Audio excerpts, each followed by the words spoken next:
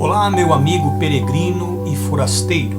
Esse que vos fala é Alisson Oliveira e eu sou responsável pelas mensagens aqui no canal TV Em Verdade Vos Digo.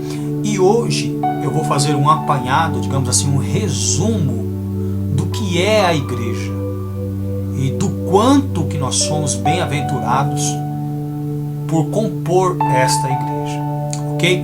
Eu peço para que você nesse instante tenha em mãos Bíblia, caderno e caneta para ler, acompanhar e fazer também suas anotações. Por favor, eu peço também que você esteja compartilhando as nossas mensagens e o nosso canal nas suas redes sociais, com os seus amigos, para que eles também possam ter acesso a tudo aquilo que temos ensinado. Você pode fazer seus comentários, você pode pôr os seus pontos, você pode de repente complementar esta mensagem com algumas informações, ok? Mas não deixe de deixar o seu like, não deixe de compartilhar as nossas mensagens, porque muitas pessoas precisam ser esclarecidas, inclusive algumas pessoas que pensam que não precisam, que já sabem o suficiente, que conhecem o suficiente. Muitos líderes religiosos que, ao ouvir as nossas mensagens, entram em contato dizendo que aprenderam tudo errado, que estão aprendendo corretamente agora, que agora eles estão entendendo verdadeiramente como funciona, o que a Bíblia diz. Ou seja, essas mensagens elas têm servido para salvar muitos líderes que atrás de si tem vários seguidores. Logo, a salvação tem alcançado uma multidão de pessoas, não só no Brasil, mas no mundo. Então compartilhe as nossas mensagens, ok? Para esclarecer as pessoas. Vamos salvar almas juntos. Essa piada, eu sou apenas um porta-voz de Deus, um porta-voz de Cristo, um embaixador para vos anunciar a verdade, para tirar vocês do sistema religioso, da cegueira espiritual que as igrejas trazem, né, e propagam, difundem a distorção do evangelho porque aprenderam errado. É o efeito bola de neve. Um lá na frente aprendeu errado, se desviou e foi formando, pensando que estava no caminho, outras pessoas no caminho errado. E o caminho, ele é conhecido pelo entendimento. Se você tem um entendimento distorcido, você revela que está no caminho errado. Interiormente você não tem a imagem de Deus, ainda que exteriormente possa ter. Ou seja, você é formado como se fosse um anticristo, um falso profeta, consciente ou inconscientemente. Então, é necessário que haja a propagação dessas mensagens, que essas mensagens sejam espalhadas, para que todos venham ao conhecimento da verdade e possamos compor uma igreja com uma só mente, um só espírito, ok? Uma só fé, um só batismo, tá bom? Deus abençoe você e vamos ao nosso estudo, ok? Levíticos 26, versículos de número 11 e 12. É uma profecia que o anjo trouxe e diz o seguinte: E porei o meu tabernáculo, a minha habitação, no meio de vós, e a minha alma de vós não se enfadará. E andarei no meio de vós, e eu vos serei por Deus, e vós me sereis por povo. Então aqui, por intermédio do anjo, a mensagem que foi nos confiada ali, através da vida de Moisés no deserto, é a seguinte: que Deus colocaria entre nós o seu tabernáculo, a sua habitação, o seu templo, a sua igreja, ok? Porém o meu tabernáculo, a minha habitação no meio de vós, a minha alma de vós não se enfadará. E andarei no meio de vós, e vos serei por Deus, e vós me sereis por povo. Ok? Então a profecia é muito clara. Deus colocaria entre nós o seu templo, a sua habitação, a sua casa, e por meio dela ele andaria entre nós. E nós seríamos para ele povo e ele seria o nosso Deus. Até aqui tudo bem. Agora vamos ver o cumprimento desta profecia no Evangelho de João, capítulo de número 1. Evangelho de João, capítulo de número 1. No versículo de número 14. Diz assim: E o Verbo a palavra. Eu quero explicar o que é essa palavra, o que é esse verbo. No versículo 1 do capítulo 1 diz assim: no princípio era o verbo ou a palavra, e o verbo ou a palavra estava com Deus, e o verbo ou a palavra era Deus. Não era no sentido literal, mas sim no sentido de revelá-lo. Então no princípio era a palavra estava com Deus, e a palavra era Deus. Era pretérito, porque só ela revelava quem ele era. E essa palavra que o revelava, ela foi manifestada no Filho, ou seja, ela se tornou carne, que é justamente o que nós vamos ver agora. E a palavra, o verbo, se fez carne e habitou entre nós. Lembra da profecia de Levíticos 26, versículo 11, que diz que Deus colocaria o tabernáculo, a habitação dele entre nós? Então, ela está se cumprindo agora.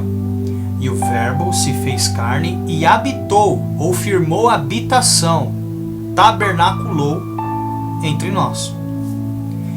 E vimos a sua glória como a glória do unigênito do Pai, cheio de graça e de verdade. Até este momento, Cristo era o unigênito. A partir do momento que passou a pregar e os homens passaram a crer, tornando-se discípulos, ele deixou a condição de unigênito e passou a ser primogênito, como diz lá em Romanos, capítulo de número 8, versículo de número 29. Aos que dantes conheceu, também os predestinou para serem conformes à imagem de seu Filho, a fim de que ele seja o primogênito entre muitos irmãos. Ou seja, Jesus Cristo era unigênito até o momento em que o primeiro discípulo fora formado o primeiro seguidor. A partir de então, esse discípulo recebeu de Cristo o poder de se tornar também um filho de Deus. Olha só, no mesmo capítulo 1, versículos de número 12 e 13, diz assim: mas a todos quantos o receberam ou o aceitaram, deu-lhes o poder, e esse poder é a palavra. Você pode confirmar isso em Romanos 1,16 e 1 Coríntios 1,18, onde diz que a palavra da cruz, o Evangelho, é o poder de Deus. Mas a todos quantos o receberam, deu-lhes o poder, o Evangelho, poder de serem feitos filhos de Deus, aos que creem no seu nome, os quais não nasceram do sangue, nem da vontade da carne, nem da vontade do varão, mas de Deus. Aí nós voltamos para a questão da predestinação no corpo de Cristo como membro, lá em Romanos 8:29. Aos que dantes conheceu, também os predestinou para serem conformes à imagem do seu Filho, a fim de que, ou com a finalidade de que ele seja o primogênito, o primeiro gerado dentre muitos irmãos. Logo, aquele em quem o verbo se fez carne, ou seja, Jesus, ele deixou esta condição de unigênito e passou para de primogênito, primeiro gerado, depois de que formou os primeiros seguidores, os primeiros discípulos, tornando-os, dando-lhes pela palavra o poder de serem feitos filhos de Deus, compondo um corpo, uma família. Ok? Bom, vocês vão entender isso. Em Efésios, capítulo 1, versículos de número 22 e 23. Efésios, capítulo 1.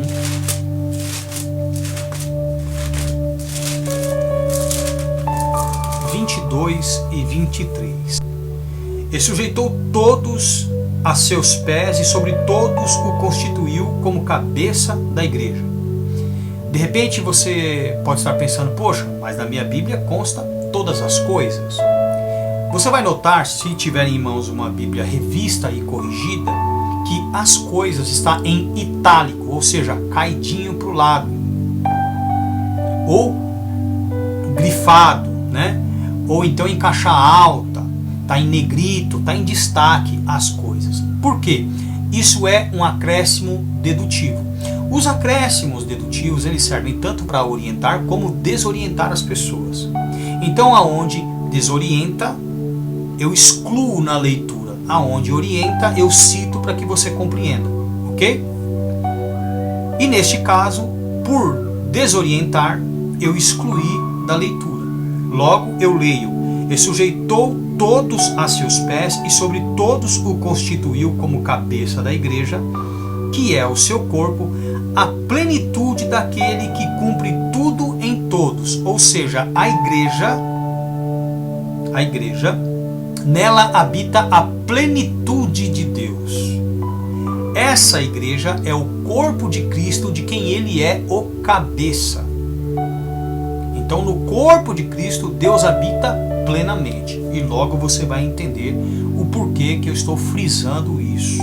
Se você pegar desde o começo, lá em Levíticos 26, 11 e 12, aonde a profecia diz: e porei o meu tabernáculo no meio de vós, e andarei no meio de vós, e vós me serei por povo, e eu vos serei por Deus. Né? Então, se você pegar desde lá, você vai ver que a profecia se cumpriu em João capítulo 1, versículo 14, aonde diz que Jesus é este tabernáculo, esta habitação. E você entendeu que ali no versículo 14 ele era o unigênito, o único gerado por Deus até então. Mas quando nós lemos versículo 12 e 13, percebemos que Cristo deu a nós, os que cremos, o poder, que é o Evangelho, para nos tornarmos filhos também de Deus. Logo, Cristo, a partir do momento que houve o primeiro seguidor, o primeiro crente, ele deixou a condição de unigênito e passou a ser primogênito, como relata Romanos, capítulo de número 8, versículo de número 29, que diz: aos que dantes conheceu também os predestinou para serem conformes à imagem do seu Filho, a fim de que ele seja o primogênito, ou seja, o primeiro gerado dentre muitos irmãos.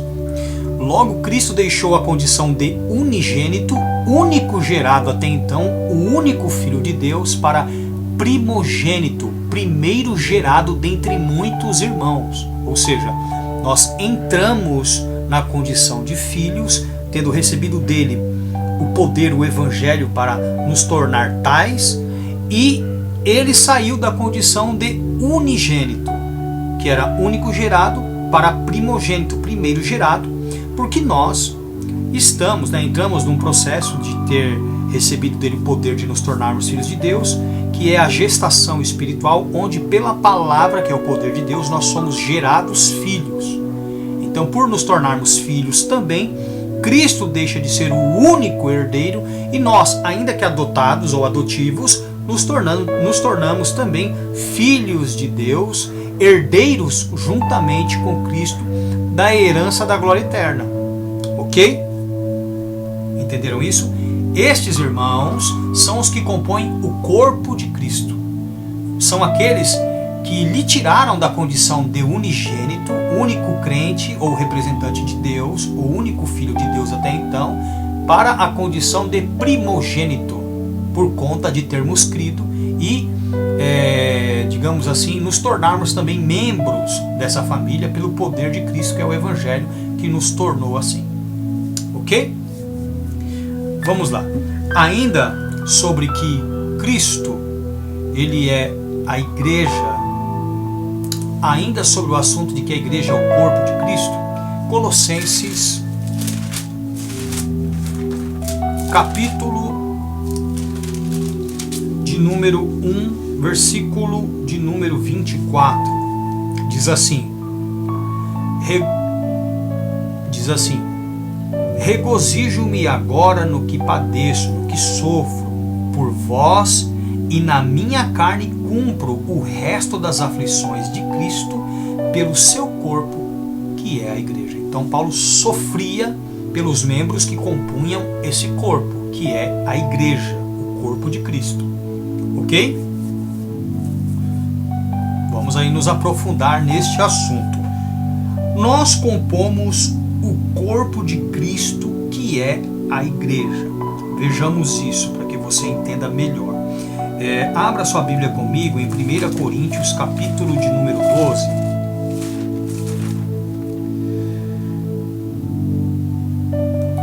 ler o versículo 12, 13, 14, depois nós pulamos para o 27, ok? Diz assim: porque assim como o corpo é um e tem muitos membros, e todos os membros, sendo muitos, são um só corpo, assim é Cristo também. Ou seja, o corpo dele é composto por muitos membros, assim como o nosso corpo é composto por muitos membros. E cada um desses membros são seus seguidores, são os outros filhos de Deus. Você vai entender. Porque assim como o corpo é um e tem muitos membros, e todos os membros, sendo muitos, são um só corpo, assim é Cristo também. Pois todos nós fomos batizados em um Espírito, formando um corpo, quer judeus, quer gregos, quer servos, quer livres, e todos temos bebido de um Espírito. Versículo 14. Porque também o corpo não é um só membro, mas muitos. Versículo 27 agora. Ora, vós sois o corpo de Cristo, e seus membros em particular. Então, o corpo de Cristo, que é a igreja, é composto por nós. Ok? Isso ficou muito claro. Esse corpo tem muitos membros, e esses membros que compõem esse corpo somos nós. Beleza? Romanos, capítulo de número 12.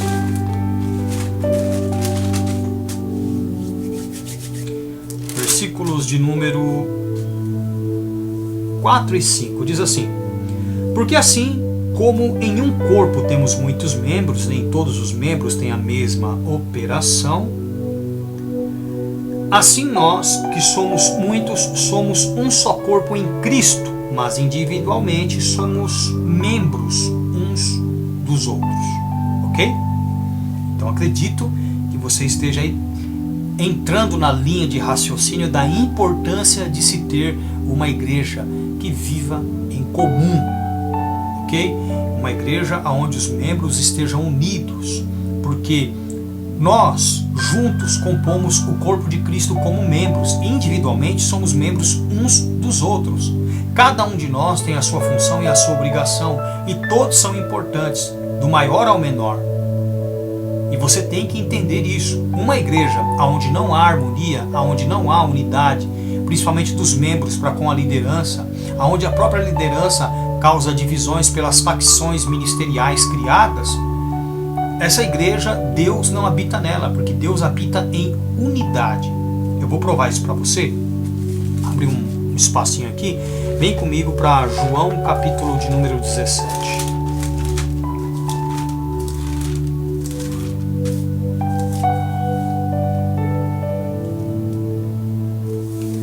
João 17, a partir do versículo de número 20, diz assim: Jesus orando ao Pai, tá? Isso aqui é uma oração. Eu não rogo somente por estes, ou seja, pelos discípulos, mas também por aqueles que pela sua palavra hão de crer em mim, ou seja, os discípulos dos discípulos, para que todos sejam um, como tu, ó Pai, o és em mim e eu em ti, que também eles sejam um em nós, para que o mundo creia que tu me enviaste. Versículo 22. E eu dei-lhes a glória que a mim me deste, para que sejam um, como nós somos um. Então nós temos que ser um, unidos. 23. Eu neles e tu em mim, para que eles sejam perfeitos em unidade. Nós temos que ser perfeitos em unidade. E para que o mundo conheça que tu me enviaste a mim, e que tens amado a eles como me tens amado a mim. Logo, se você não tem unidade na igreja, essa igreja não funciona como um único organismo, ainda que cada membro que compõe esse corpo tenha a sua função independente ou particular. Se vocês não forem unidos, se a igreja, os membros da igreja não forem unidos, ainda que cada um na sua independência, na sua particularidade ministerial, não estou falando independência do corpo ou independência de Cristo ou de Deus, ok? Se nós estamos unidos pelo mesmo Espírito, a nossa independência diz respeito às particularidades, obrigações individuais de cada um de nós, e não independentes de regras, independentes do Evangelho, das doutrinas bíblicas, independente das regras ditadas pela liderança. Ok? Então preste bastante atenção nisso. independência no sentido de cada um executar a sua obrigação dentro do corpo, mas não independência do corpo ou da liderança ou dos membros, independência ministerial, naquilo em que você atua, naquilo que você tem o dom, naquilo para que você foi chamado para realizar, para o crescimento do corpo, para o desenvolvimento, o aperfeiçoamento do corpo de Cristo, que é a igreja composta por nós que somos seus membros. Beleza? Agora venha comigo para um outro ponto aí. A igreja, que é o corpo de Cristo, que somos nós, ela é a casa de Deus. E aqui a coisa vai ficando um pouquinho mais séria. Abram suas Bíblias comigo em 1 Timóteo 3. 1 Timóteo 3.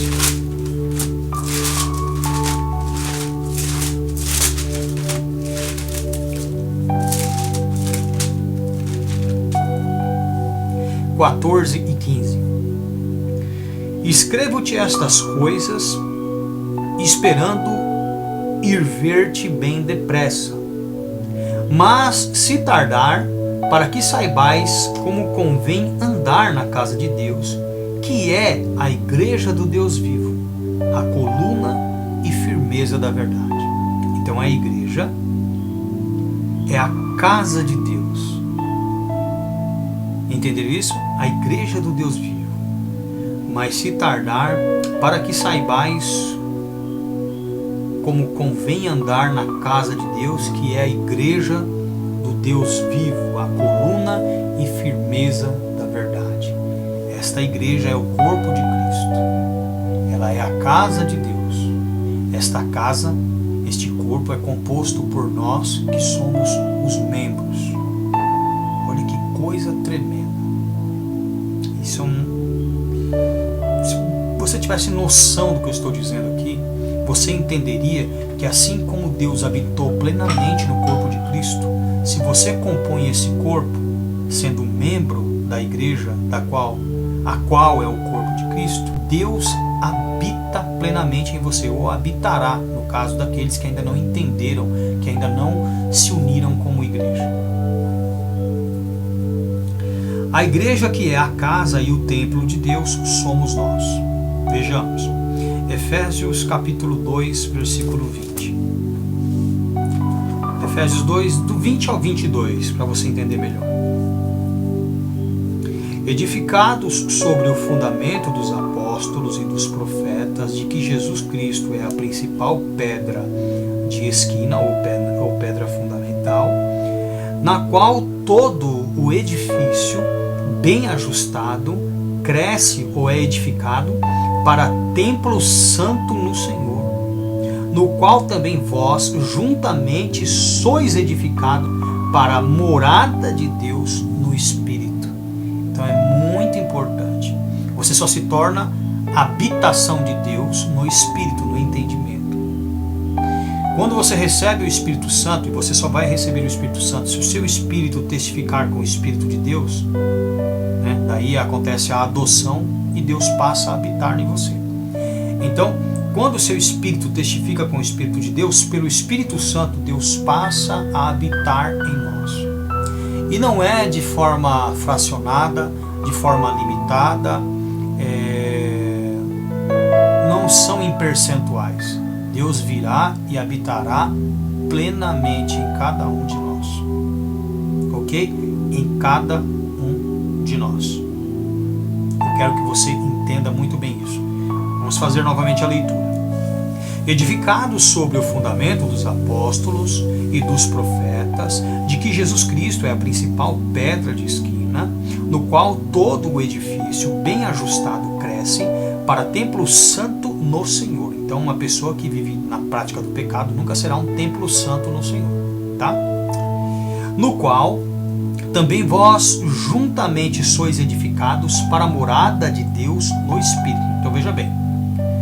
No qual todo edifício bem ajustado cresce para templo santo no Senhor Jesus, no corpo dele, no qual, no corpo dele, também nós, ou também vós, juntamente sois edificados para a morada de Deus no Espírito, no entendimento.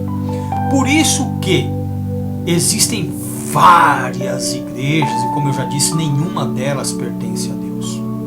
Isso eu digo pela palavra. Podem ter pessoas lá usadas por, que digam uma ou outra verdade, ou poucos pontos de verdade dentro de cada uma de suas mensagens. Tenha muitos sinceros e muitos enganados, é óbvio, porque ser sincero não te exclui da condição de enganado, né? Não te isenta dessa possibilidade, muito pelo contrário. Quanto mais sincero, mais ingênuo, e quanto mais ingênuo, mais manipulável, mais ludibriável. Entendeu? Ser inocente não é ser ingênuo. Ser inocente é não ter mais culpa, é ser justo. Entenderam? Ingênuo é ser tolo, é ser uma pessoa manipulável, levada por todo o vento e roda de doutrina, é ser menino. Ok? Então eu estou explicando para você o mistério da igreja de forma resumida. Ele é muito amplo.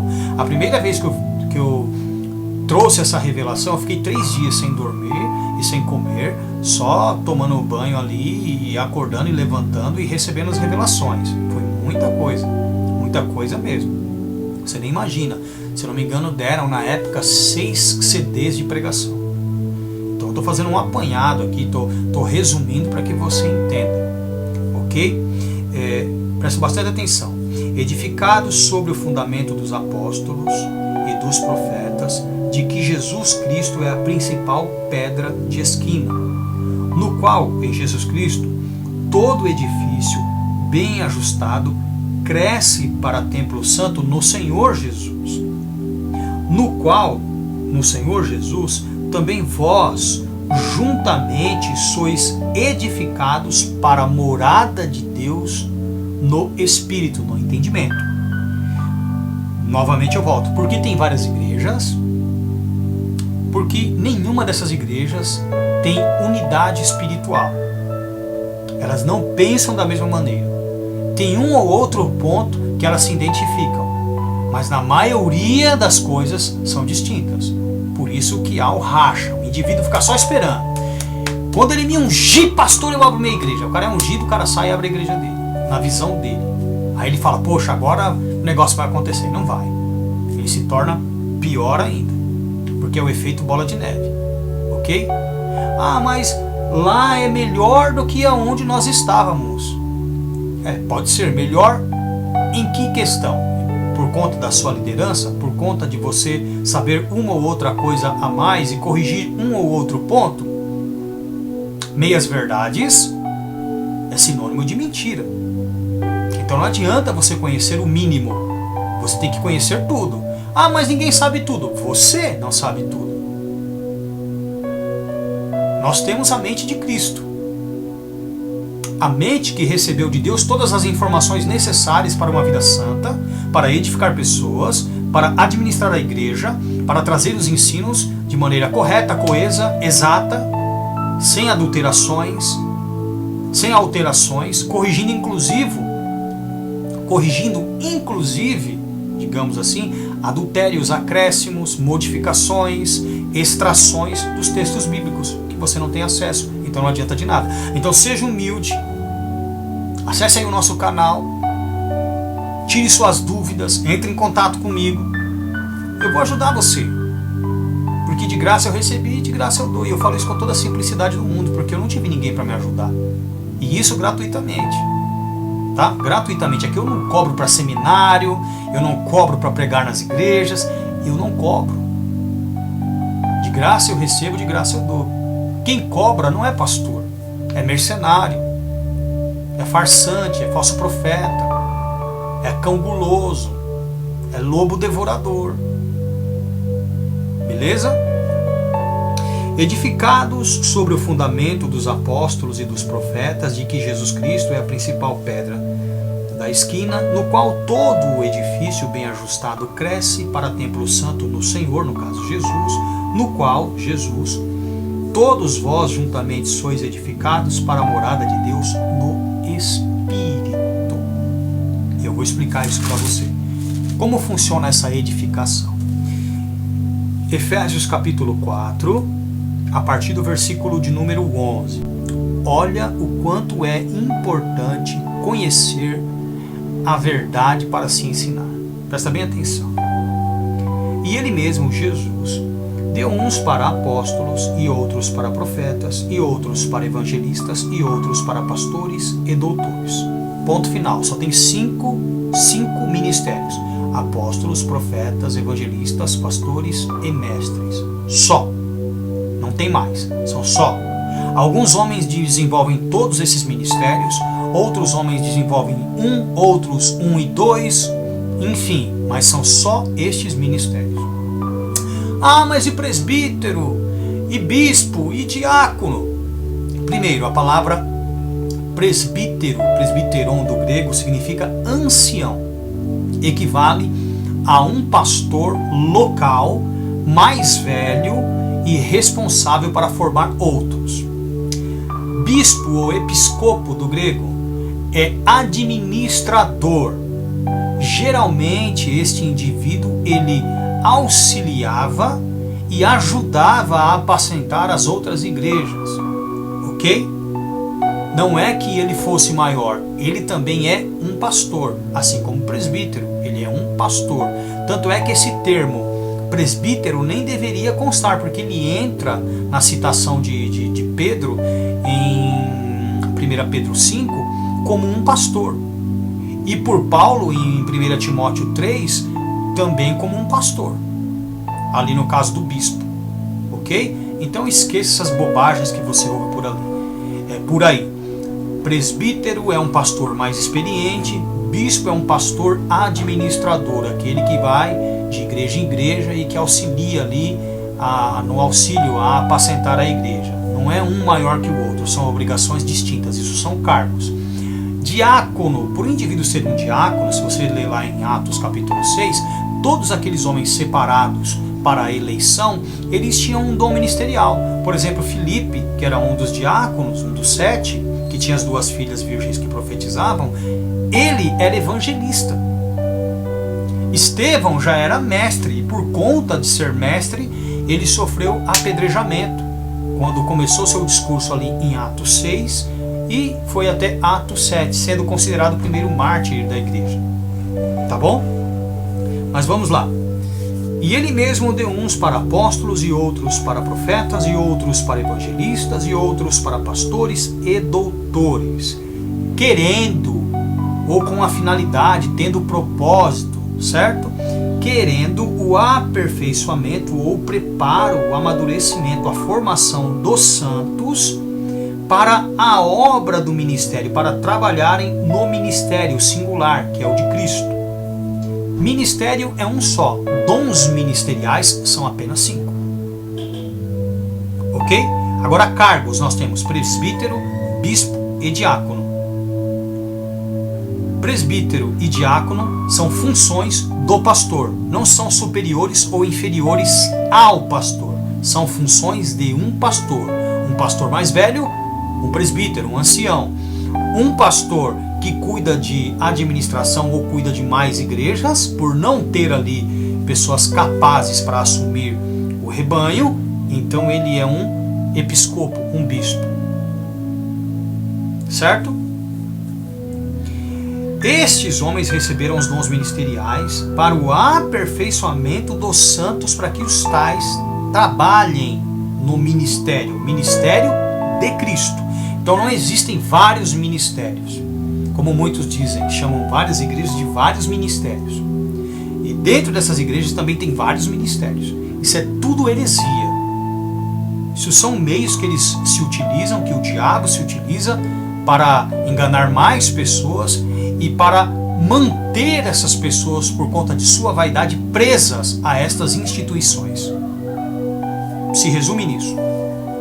Porque estes dons ministeriais são dados justamente com a finalidade, ou no querer de Cristo, de aperfeiçoar os santos para a obra, para trabalharem no ministério, para a edificação do corpo de Cristo. Logo, Em primeira instância, o corpo de Cristo não é edificado em quantidade de pessoas, mas sim em capacitação, em formação, em aperfeiçoamento, em preparo de pessoas.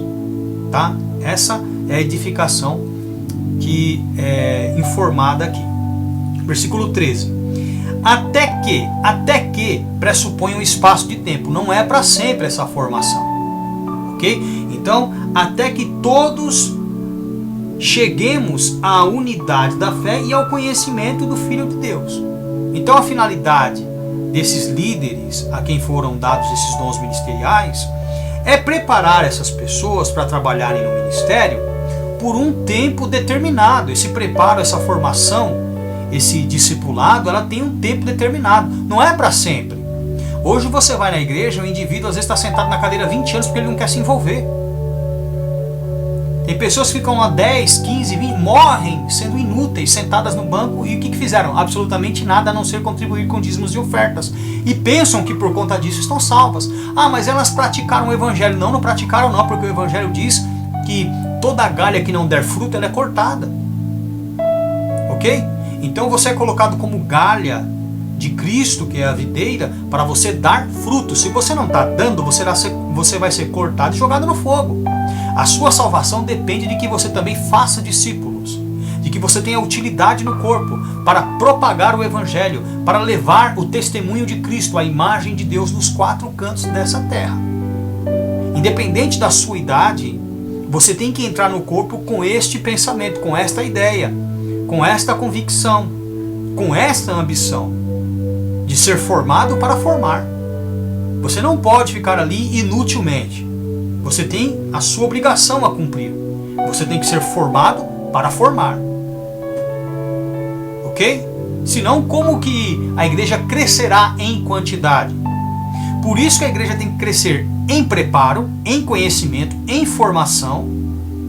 Certo? Tem que ser aperfeiçoada, para que então esses primeiros possam gerar outros, possam atrair outros para a igreja. Mas se a igreja fica parada, os membros ficam ali dentro e ganham às vezes entendimento, conhecimento, mas não querem ter a responsabilidade de pregar o evangelho, são omissos, são irresponsáveis, como é que as outras pessoas vão ser ganhas? Por isso que tem igrejas que o cara está 2, 3 anos no mesmo lugar e a igreja tem 10 pessoas.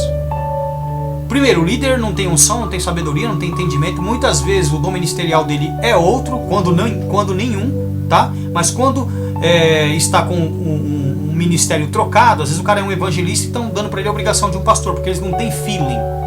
Eles ungem as pessoas, separam as pessoas para o ministério de acordo com a hierarquia, ou seja, o indivíduo sobe degraus, porque eles entendem que os dons ministeriais eles são como se fossem hierárquicos, mas não é. Se você nasceu para ser evangelista, você nunca vai ser apóstolo. Se você nasceu para ser pastor, você nunca vai ser um mestre. Mas pode ser, veja bem, que sendo um apóstolo, você tenha outros dons ministeriais a mais. Mas você é um apóstolo, mas você sabe apacentar, sabe ensinar, você se dá bem nos outros dons, você tem outras capacidades. Deus talvez tenha te dado, às vezes, até os 5 dons ministeriais. Você sabe ser um apóstolo, dar fundamento, você profetiza, você traz revelações de Deus para a igreja, você evangeliza, você sabe apacentar e você sabe ensinar. Aleluia, como Paulo, por exemplo, como Cristo, por exemplo, que tinha todos os ministérios. Era chamado de sumo sacerdote. Aquele capaz de fazer tudo, de cumprir todas as obrigações ministeriais. Certo? Todavia, nem todos têm isso. De repente o cara está atuando como evangelista, mas o cara tem um dom para ensinar, ele é um mestre. De repente o cara está como pastor, mas o negócio dele é fazer missões e dar fundamento, como um apóstolo. Então, às vezes o cara está na vaidade de ser um apóstolo e o cara não tem a capacidade sequer de evangelizar. E aí? Como eu conheço muitos, todos os apóstolos que eu conheci até então são todos assim. E aí? Como é que fica? A igreja não é edificada, o cara vai morrer espiritualmente. A igreja não é edificada nem no conhecimento, muito menos ganhando almas. não há aperfeiçoamento de pessoas para trabalhar no ministério, o ministério se torna estéril e fica ali, 3, 4, 10 anos com 2, 3 membrinhos na igreja. Os membros hoje têm como evangelismo entregar papelzinho e convidar o cara para ir para a igreja. Os evangelistas bíblicos, eles iam, pregavam, batizavam e traziam a pessoa para o corpo. Olha que diferença. Entenderam? Vamos lá. E ele mesmo deu uns para apóstolos, e outros para profetas, e outros para evangelistas, e outros para pastores e doutores. Versículo 12. Querendo o aperfeiçoamento dos santos para a obra do ministério, para a edificação do corpo de Cristo. Até que pressupõe um espaço de tempo, então não é para sempre, é por um período determinado, e isso vai de acordo com a dedicação de cada ouvinte, né, de cada membro ali sendo formado, até que todos cheguemos à unidade da fé e ao conhecimento do Filho de Deus. Então, este é o tempo determinado. Quando o indivíduo alcança a fé de Cristo e o conhecimento dele, então ele já está formado e apto para fazer a obra. Até que todos cheguemos à unidade da fé e ao conhecimento do Filho de Deus, a varão perfeito, maduro, formado, preparado, à medida da estatura completa de Cristo. Então, Cristo é o limite. Eu tenho que alcançar a estatura dele. Beleza? Olha só como a igreja trabalhava. Formar pessoas para que elas alcancem, ou até que alcancem a estatura de Cristo. Daí elas podem fazer a obra. Quer dizer que o indivíduo que não alcança a estatura de Cristo não pode fazer a obra. Ah! Puxa, irmão, então tá todo mundo ferrado. Para de colocar a culpa em todo mundo e se preocupe com a sua vida. Busque você. Você está tendo a oportunidade de ouvir e de aprender? Então se capacite por essas mensagens que constam no nosso canal, que tem no nosso canal. Se aperfeiçoe. Daí então você faz a sua parte. Para de se preocupar com os outros. Se preocupe consigo primeiro. Não existe salvação para outrem se não houver salvação para mim. Então cuide de si. Depois de pronto, daí firmado, você pode se preocupar com os outros. A priori é no egoísmo mesmo. A priori é no egoísmo. Porque não adianta você pregar para todo mundo e se perder. Então procure se salvar. Depois você pensa nos outros. Beleza? Até que todos cheguemos à unidade da fé e ao conhecimento do Filho de Deus, a varão perfeito, à medida da estatura completa de Cristo, para que não sejamos mais meninos inconstantes, levados em roda por todo o vento de doutrina, pelo engano dos homens, que com astúcia enganam ou induzem ao erro, ou enganam fraudulosamente. Tem muitos fraudários, farsantes pregando o Evangelho. Parecem que são de Deus e não são. O espírito da operação do erro, ele é muito parecido com o espírito da verdade. Se você vê um falso profeta, você vai achar que de repente um profeta de Deus seja o falso e o falso profeta seja o verdadeiro. É pelos frutos, pelos discípulos e pelo conhecimento que você identifica. De repente tem um cara que ele é verdadeiro, mas ele pecou. Ele está fraco, está falho. Mas é ele que Deus quer, é ele que Deus vai usar.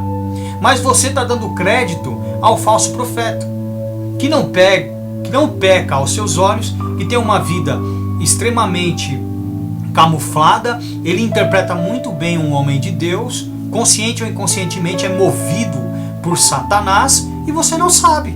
Opera sinais e prodígios do engano e você acha que é de Deus. Vai pra mídia, pede dinheiro, papapá. É sempre assim. Começa com milagres, depois a cobrança pelos tais. E você, quando menos imagina, está lá no meio deles sendo manipulado, sendo peça de jogo no tabuleiro deles. Pula dali, vai para outra semelhante, nunca se firma. E você vai entender o porquê. Até que todos cheguemos à unidade da fé e ao conhecimento do Filho de Deus, a varão perfeito, à medida da estatura completa de Cristo. Não é 10%, é completa de Cristo. Para quê? Qual o propósito disso? De você alcançar a estatura de Cristo? Para que não sejamos mais meninos inconstantes, levados em roda por todo vento de doutrina, pelo engano dos homens que com astúcia enganam fraudulosamente. Enquanto você não tem a estatura de Cristo na fé e no conhecimento, você vai ser sempre manipulado, porque você vai ser ingênuo, e nunca inocente, mas ingênuo, bobinho. Você vai se deixar levar pelas fraudes, pelas doutrinas, pelo que eles dizem, pregações humanistas, carnais, e você vai sendo levado. Ó, vou te mostrar.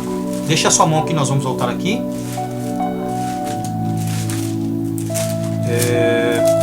2 Pedro, capítulo de número 2.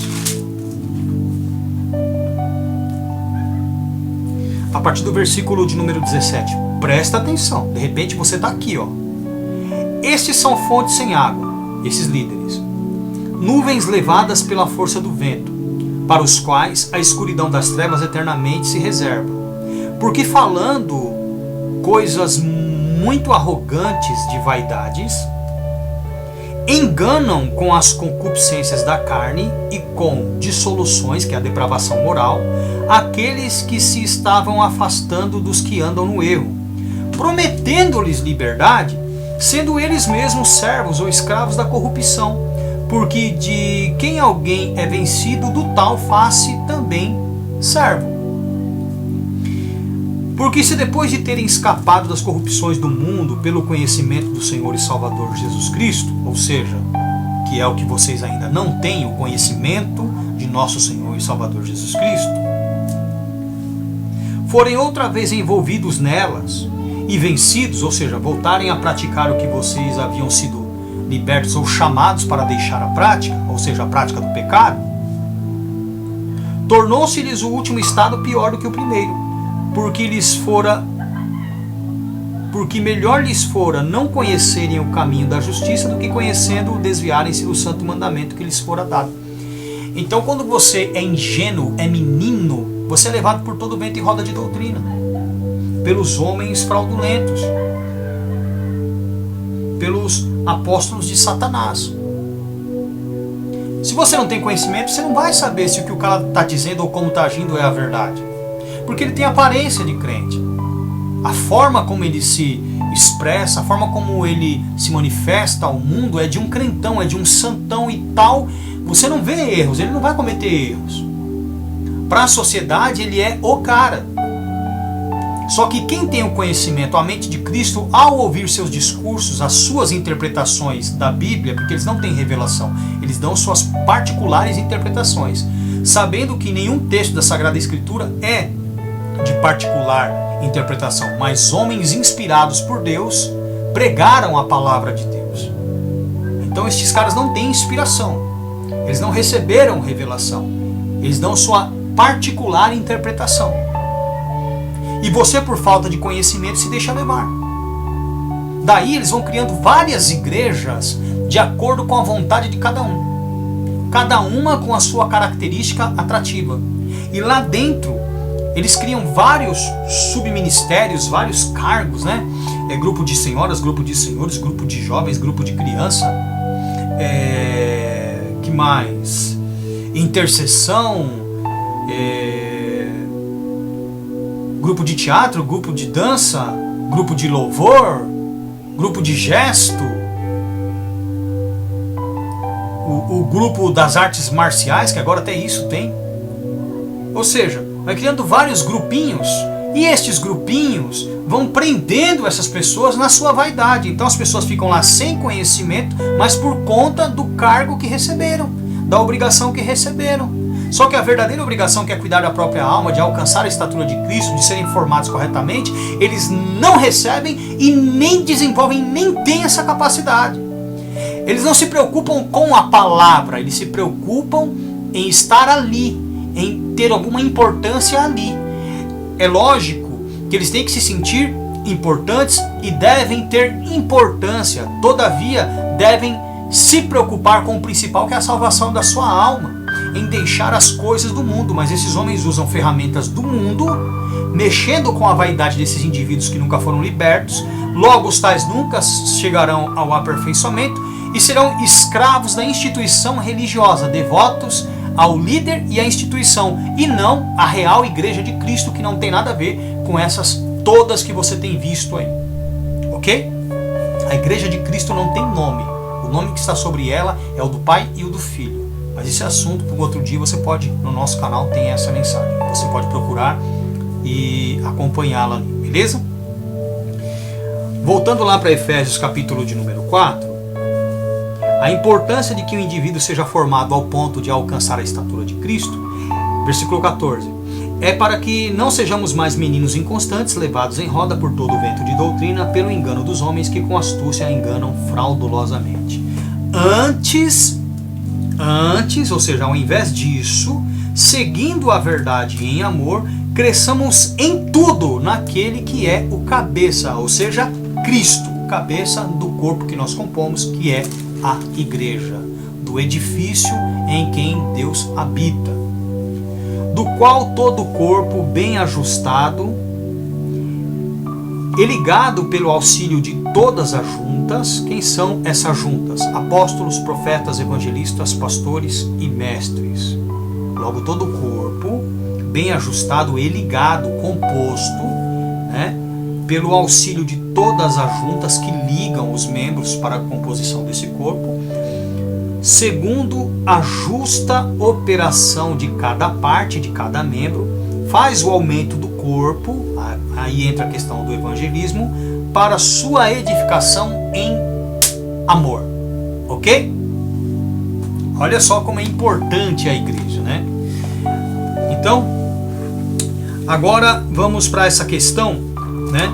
A igreja, que é a casa e templo de Deus, somos nós. Por aqui você já entendeu um pouquinho, como nós lemos lá em Efésios capítulo 2, nos versículos de número 20, 21 e 22. Edificados sobre o fundamento dos apóstolos e dos profetas, de que Jesus Cristo é a principal pedra de esquina, no qual edifício, que é o corpo de Cristo, que está sendo edificado, tendo Cristo como pedra principal, bem ajustado cresce para templo santo no Senhor Jesus, no qual também nós, juntamente, somos edificados para a morada de Deus no Espírito. Por isso que é necessário ter um entendimento, porque Deus vai habitar em você pelo entendimento. Seu entendimento tem que testificar com o Espírito Santo de Deus que você é um filho de Deus. Daí então você recebe o Espírito de adoção. Eu vou mostrar isso para você, que você possa ter uma compreensão melhor acerca do que eu estou te dizendo. Romanos capítulo de número 8.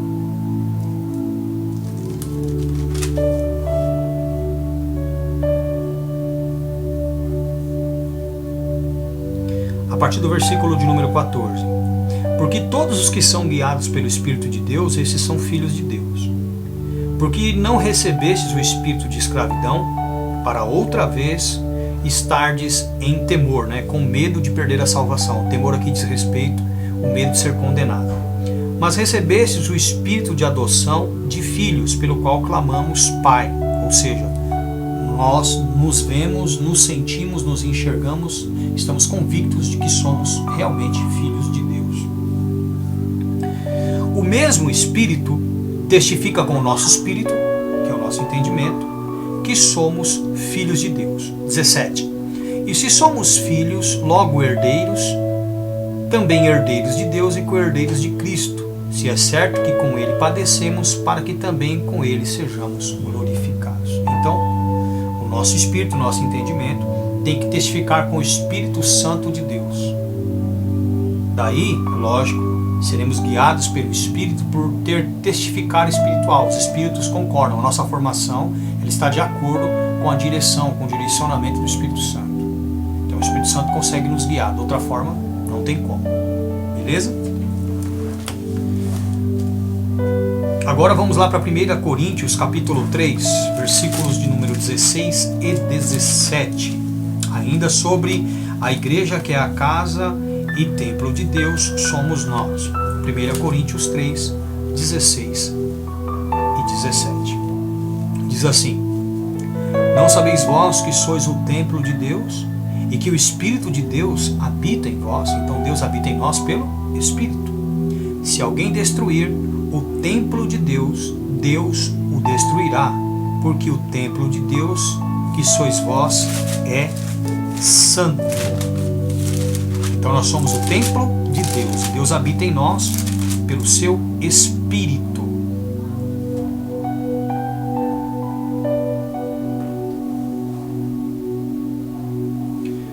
2 Coríntios 3, versículo de número 17. Ora, o Senhor, no caso Deus, é o Espírito. E onde está o Espírito do Senhor, aí há liberdade. Ou seja, aquele em quem Deus habita pelo Espírito, ele é liberto. O cara que vive na prática do pecado, Deus não habita nele, por isso ele não alcançou a libertação. Olha que coisa tremenda, tá? Voltando lá para 2 Coríntios, agora capítulo de número 6, versículo de número 16. 2 Coríntios 6, 16. Diz assim: e que consenso tem o templo de Deus com os ídolos? Porque vós sois o templo de Deus, o templo do Deus vivente. Como Deus disse: neles habitarei e entre eles andarei, e eu serei o seu Deus, e eles serão o meu povo. Logo, você é o templo de Deus, nós somos o templo de Deus. Então, a igreja é o corpo de Cristo. Esse corpo é composto por membros, os quais somos nós. Esses membros são edificados como templo de Deus. O templo de Deus, que é a sua casa, é a igreja a qual somos nós. Logo, Deus que habitou plenamente no corpo de Cristo, sendo eu um membro deste corpo, por Deus eu também sou plenamente possuído. Esse negócio de Deus habitar parcialmente alguém é heresia. Em Deus Cristo habitou plenamente. E se eu sou membro do corpo de Cristo, é óbvio que eu gozo desta plena habitação. Eu sou plenamente habitado, possuído por Deus.